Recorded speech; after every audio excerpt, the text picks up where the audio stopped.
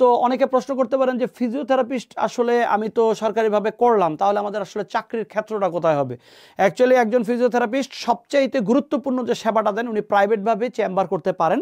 এবং দ্বিতীয়ত হচ্ছে বাংলাদেশে সমাজসেবা অধিদপ্তরের আন্ডারে বিভিন্ন ধরনের আপনার পক্ষাঘাত যে হসপিটাল যেগুলো রয়েছে, যেগুলো পঙ্গু হাসপাতাল নামে পরিচিত, সেখানে আপনাদের চাকরির ব্যবস্থা রয়েছে। তারপরে বেসরকারি ক্লিনিক স্বাস্থ্যকেন্দ্রে আপনাদের চাকরির ব্যবস্থা রয়েছে। এছাড়াও আমরা একাডেমিশিয়ান হিসাবে এখন অনেক ভালো ভালো যারা করেছেন ফিজিওথেরাপিতে, তারা মূলত একাডেমিশিয়ান হিসাবে ফিজিওথেরাপি প্রফেশনে চলে আসছেন। এবং এছাড়াও মেজরিটি অফ দ্য স্টুডেন্টস তারা কি করেন, ফিজিওথেরাপি কমপ্লিট করার পরে দেশের বাইরে মূলত ক্যারিয়ার করার চেষ্টা করেন। বিশেষ করে ইউএসএতে, কানাডাতে এবং অস্ট্রেলিয়ার মতো দেশগুলোতে কিন্তু ফিজিওথেরাপির সমূহ সম্ভাবনা রয়েছে।